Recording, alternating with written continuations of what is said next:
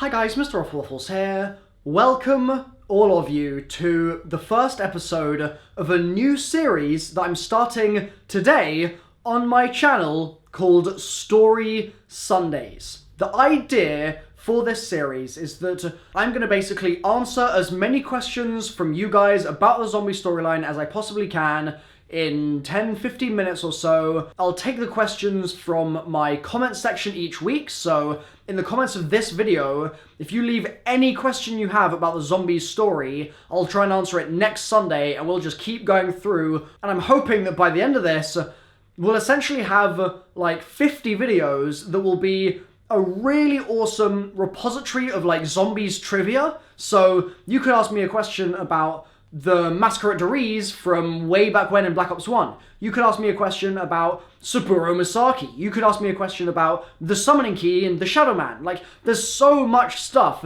in zombies at this point that we could talk about. And as the year goes on, the Chaos story will get more interesting, and so we can start mixing that into this as well, and it'll just be a good time, man. It will be a good time. So, like I've just said, leave in the comments down below any questions you have about the zombie story. Thankfully, last week I already asked you guys for comments, and so I've got maybe 8 or 9 questions in this video that I'm going to be able to answer. I'd better get into it, so let's do this. So our first comment comes from Solegegan2. I hope I've said that right, saying, while the characters were locked up in the cells, the Warden talks about Richtofen's fate and that he knew about the blood. So, could the Lord, and that's the Lord that the Warden is worshipping, be another Richtofen?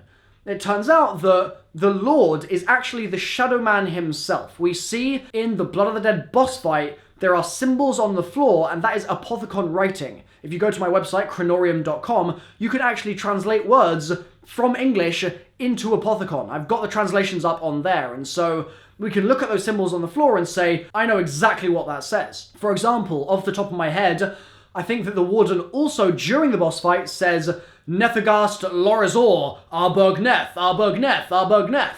And that means gather blood, feed, feed, feed. Again, if I recall correctly, I'm doing that one off memory. So we've got a link with the writing in the boss fight, we've got a link from what the Warden is saying, and then the Warden is also talking to him and saying, my lord, I've done everything that you wished, and the Shadow Man is basically instructing the Warden on exactly how he needs to transform the island of Alcatraz into this twisted, hellish pocket dimension, and then also on top of that, end up pretty much ensnaring Richtofen and getting him to step into the dark mechanism. It's for the Shadow Man that they need the blood, because the blood is basically going to allow for a gateway to be opened, and for the Shadow Man and Apothicons and all of his cronies, you could say, to step through. Thanks for the question, bud. Hopefully that gives you a better idea of what's going on here. I don't think it's another Richtofen. It's pretty much definitely the Shadow Man. Jake from State Farm says, does this mean that the Shadow Man is still technically in the Summoning Key for Blood of the Dead, since they haven't been to Garroda Revelations yet? And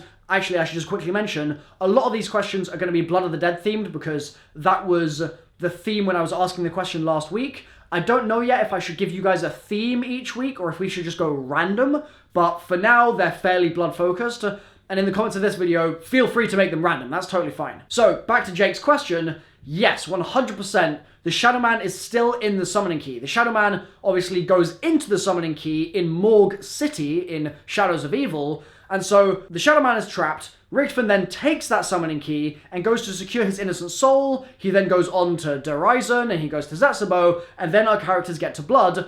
And normally, we would go to Garrod, Richtofen would send the souls up into the house, he'd beam them into the sky, and then we get to Revelations, Maxis would leave the key on the effing table, and boom, Bob's your uncle, Shadow Man is out and basically attacking the entire planet and causing all the stuff that we see in Revelation. However, in this break of the cycle, now that we've gone round the loop and then sort of spun out of it again at a tangent, he is still in the key, and because the Shadow Man, as we've just said in that previous question, is working with the Warden, I'm curious to see if there are actually references to this exact turn of events in Black Ops 3.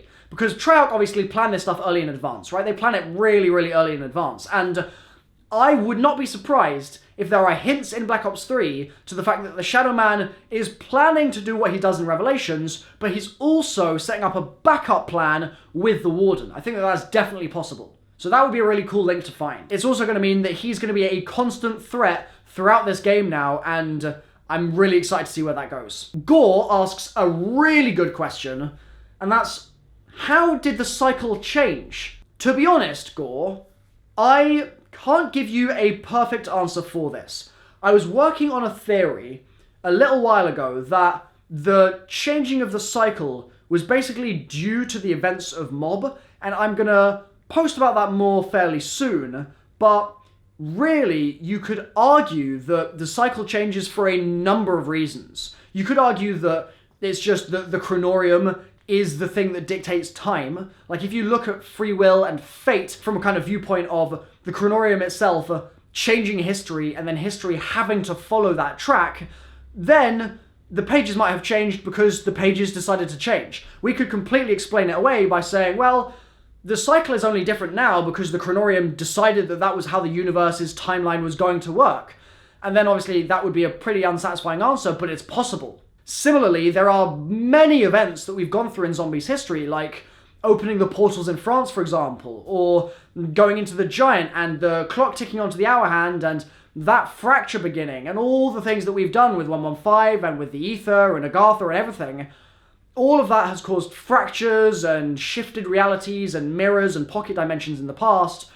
Hard to say exactly what it was that caused the complete cycle change this time around, but like I said, I have a Mob theory. I'll be talking about that in a future video because I'm basically going to do the full story of Mob and Blood and the mobsters and the Blood ending and everything. I mean, you actually can see on the whiteboard there, hopefully, I think it's in frame, that there's a whole list of things. The Warden's corruption, the first four mobsters, the mob cycle itself, why Richmond built his lab there, what happens to the normal premise loop, what's the deal with Victus's arrival, a whole load of questions that I'm going to be answering in like 1 or 2 videos. It's basically going to be like a multi-part series where I fully explain that part of the storyline, and then I will probably springboard off that and do a full, complete zombie storyline video if that's something that you guys want to see. Let me know in the comments down below. So ultimately, Gore, to answer your question, very hard to say right now, but hopefully I will have a better, satisfactory answer for you soon. Ninja Soldier says, Richtofen's soul is in the house, and that's correct. As we've just said, Richtofen, after Morgue City, grabs the summoning key and then secures his innocent soul and straight away delivers his soul to the house. The question goes on, so since he's died, wouldn't he just be transported to the house, meaning he's still alive? I'm pretty sure what I'm saying is correct, but I'm just guessing. Ninja Soldier, I think you're on the right lines. So Richtofen basically drops his innocent soul off in the house, and that's why Samantha says, I have a new friend, there's this Richtofen kiddo, but he won't share the toys. This kid Eddie is really annoying, he's not sharing the toys, but he's in the house, he seems fairly nice. Sam and Eddie are the first 2 kids in there, and Richtofen then, after he's deposited Richtofen in the house, or Eddie in the house, then goes off and does the events of Black Ops 3, right? So now, yes, Richtofen has got to the events of Blood of the Dead, and he's entered the dark mechanism, and he's having his blood pumped out there, but I'm hesitant to say that he has died. I would say that Richtofen is kind of out of the story now, certainly for the meantime, but it's not impossible that they might decide to bring him back. And no, I'm not talking about the Scar theory. I acknowledge right now, actually, I should have put a question in here about that, but I didn't see any. The Scar theory was incorrect. It's not a big deal. It's fine because all of you that watched that video, first of all, I hope that you still learned a lot about the way the storyline works from the diagrams and stuff that I was doing, but also, in my opinion, 90% of the value in that theory was exploring the hypothetical in case that was something that they were doing, but then also just getting everyone on the same page about where we're at up to Blood. And I think that we're really on the same page now to a large extent. And it's also worth bearing in mind that, like I've just said, I don't think Richtofen's dead. So all the people that made videos afterwards saying, no, he's dead, 100%, like Rip Richtofen 2018, I actually don't think he's dead. I think that's a false assumption to be making. I think that he's out of the story for now, like I've said, but dead, I think, is the wrong word. Because if Treyarch wanted to, they could 100% have the transit crew wake up and free him. They could do that. Like, that is an option that they have. They don't have to completely close off that dimension if they don't want to. There's all sorts of ways that Treyarch could write their way out of that corner. So, I don't think he's dead. However, if he had died, just to answer your question, Ninja Soldier, I think that he wouldn't necessarily have been transported to the house. I think that that's a wrong way of looking at it, because like the Primus crew in Black Ops 3, when they kill their other specific special selves, they don't just get transported to the house when they die. It's specifically that they have to kill special versions of themselves, and then when they do that, they secure their innocent souls, and they can put those in the house, but then they just go and visit the house. Like, it's not like a transport thing upon death, I guess. Also, they need the key in order to actually do that kind of move, and so, yes, Richtofen himself as a character is still here, but we already knew that because we've got Primus Richtofen, for example, anyway, so there's plenty of Richtofens to go around right now. Mr. Trumpeteer says, how and when did Victus get the Kronorium?